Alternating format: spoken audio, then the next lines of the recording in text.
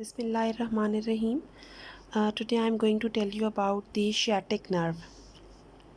Sciatic nerve is mainly the largest nerve in the body, and it is 2 centimeter wide.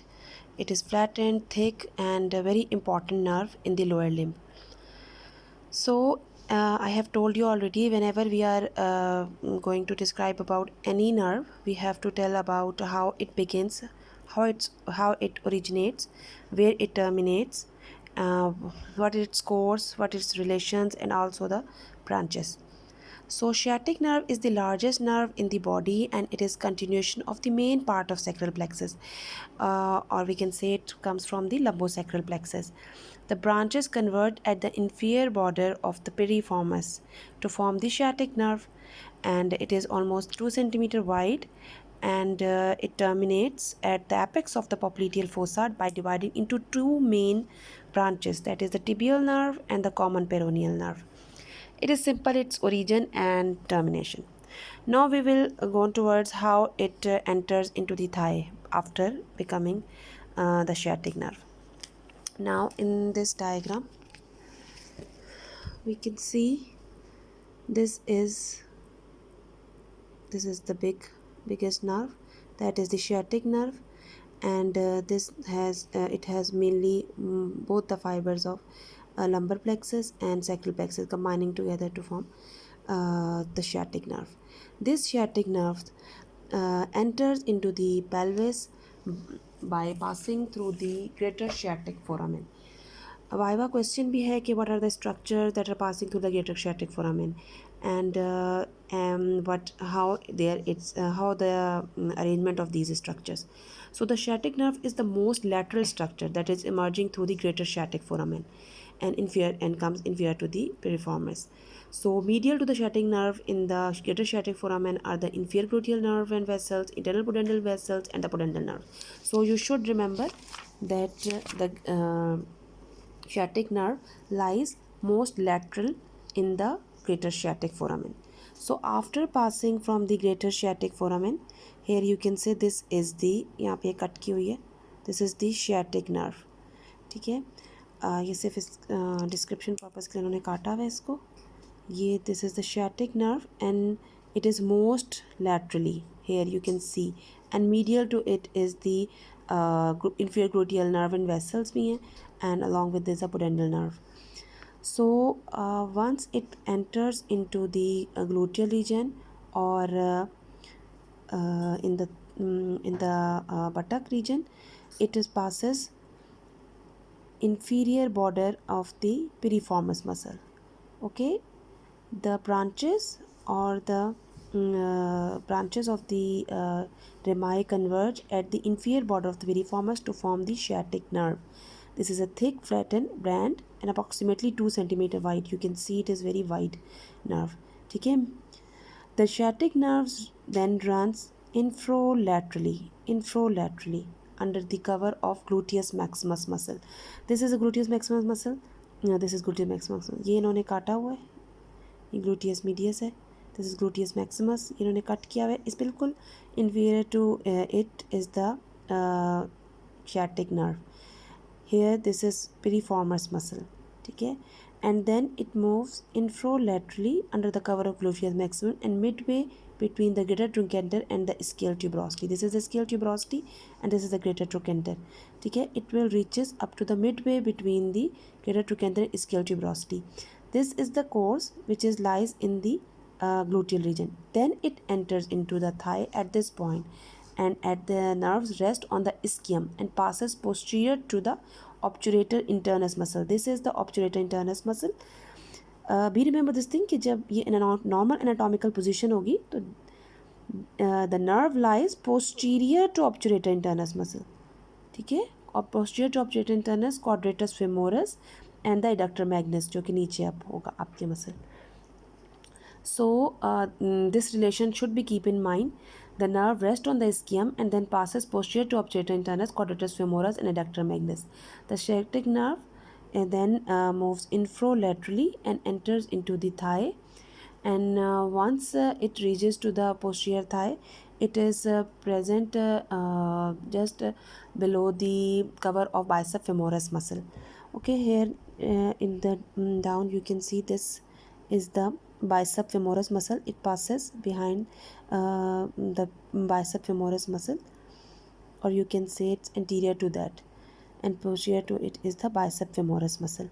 It runs downward up to the apex of the popliteal fossa, where it divides into tibial nerve and the common peroneal nerve. Now this was whole course and relation of the sciatic nerve. Now its branches. The branches or the supply of the sciatic nerve in the gluteal region is no. There is no structure in that is supplied by the sciatic nerve in the gluteal region. Okay, it only supplies when it enters into the thigh. It gives muscular branches to all of the posterior thigh muscles, and here you can see this is the main sciatic nerve. Okay, this is the cover of adductor magnus muscle.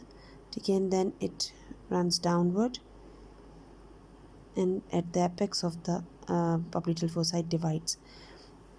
Now this is the bicep femoris muscle जो कि इन्होंने हटाया हुआ side पर किया हुआ है. ठीक है, ये जिसके नीचे ये मूव करता है. Now this is the sciatic nerve. It runs downwards just infralaterally, and simply it's giving branches to all the posterior thigh muscle, and it also supplies in the down by its branches in the leg, all the leg muscles, skin of the most of the leg and foot. The second thing important is that it also gives articular branches to all the joints of the lower limb. Okay, the sciatic nerve is really basically the two nerves, the tibial nerve and the common fibular nerves, and they collectively supply all the leg muscles, also the lower limb, articular branches to lower limb. This is whole about the sciatic nerve. Now we should know about the injuries to this nerve, because it is very important, a largest nerve in the body, so its injuries are also sometimes common. So we should know about first of all the piriformis syndrome. What is the piriformis syndrome? Piriformis syndrome is basically the pain which is occur in the buttock as a result of compression of the sciatic nerve by the piriformis muscle. Why? How it is caused? It is mainly caused by spasm of the piriformis muscle, or by any trauma to that muscle, which will involve the compression of the sciatic nerve and causing severe pain.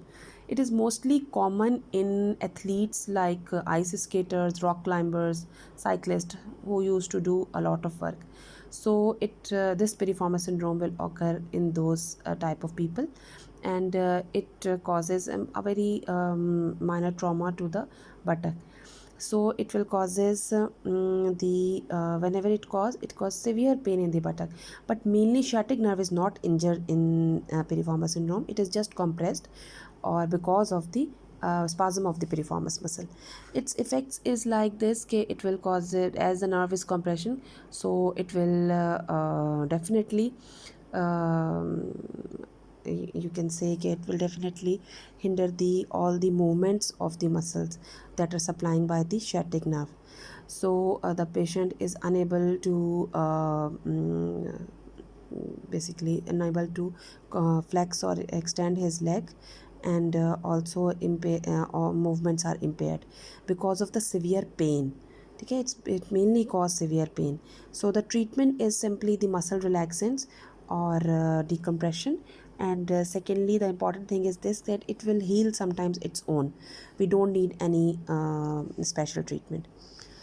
So after the piriformis syndrome, the second thing that causes the sciatic nerve, mainly the sciatic nerve injury, is the complete section of the sciatic nerve, which is very uncommon because sciatic nerve is deep nerve.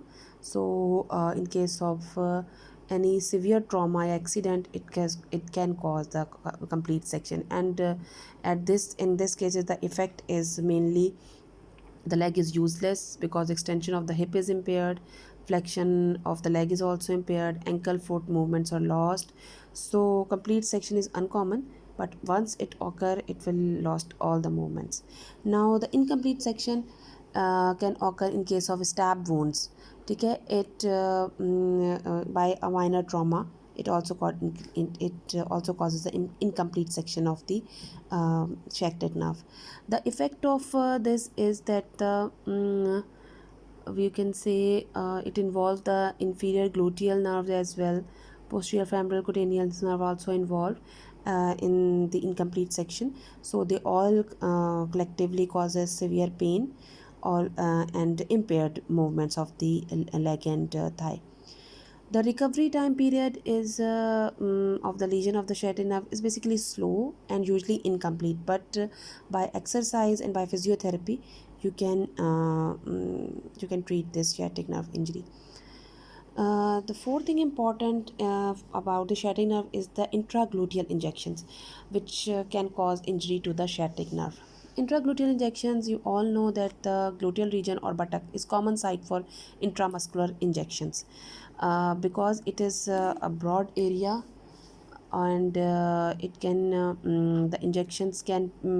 injections have to penetrate the skin, fascia, muscles, and basically it's a thick muscle and large area, so it will provide substantial volume for the absorption of injected substances by the intramuscular injections. It is important to aware the extent of the gluteal region and safe region of given injections. uh, you can see in this diagram, this is a simple diagram given in the KLM. This is gluteal region.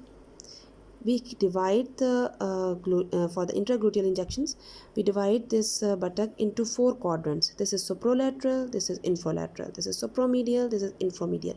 So the safest area for the intramuscular injection is the soprolateral quadrant, because it is at this point the sciatic nerve lies just inferior to that area. So above to it is totally safest area. This is the area where we can give the injections in the buttock. Second important area is seen in this diagram. In this case, the intramuscular injections can also be given safely into the anterolateral part of the thigh. This is the anterolateral part of thigh, where the needle basically enters the tensor of fascia lata. It extends distally from the iliac crust and anterior superior iliac spine.